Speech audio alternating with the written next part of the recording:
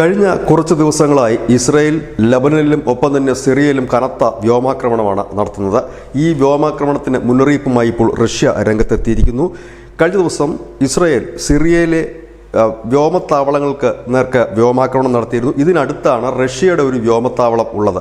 റഷ്യയ്ക്ക് അവിടെ സൈനിക ക്യാമ്പുള്ള ഒരു രാജ്യം കൂടിയാണ് സിറിയ. റഷ്യയുടെ പിന്തുണയിലാണ് അവിടുത്തെ ഇപ്പോഴത്തെ പ്രസിഡന്റ് ഭരണം മുൻപോട്ട് കൊണ്ടുപോകുന്നത്. കുറച്ച് ഭാഗങ്ങളുടെ ഭരണം മുൻപോട്ട് കൊണ്ടുപോകുന്നത് റഷ്യയുടെ കൂടി പിന്തുണയോടുകൂടിയാണ്.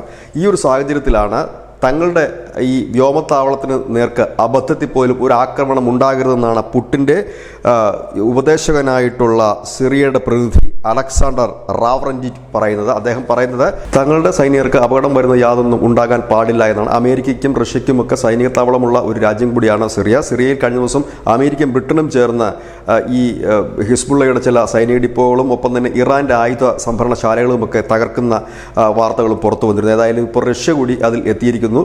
റഷ്യ പറയുന്നത് നിങ്ങളുടെ ശത്രുവിനെ ആക്രമിക്കുന്നുണ്ട്, കുഴപ്പമില്ല, പക്ഷേ അത് ഞങ്ങളുടെ വ്യോമത്താവളത്തിന് നേർക്കുള്ള ഒരു ആക്രമണമായി മാറരുത്. കാരണം അതിന് സമീപത്തായിരുന്നു കഴിഞ്ഞ ദിവസം എല്ലാം ഇസ്രായേൽ വ്യോമാക്രമണം നടത്തിയിരുന്നത്. ന്യൂസ് ഡെസ്ക് ന്യൂസിൻ്റെ മലയാളം.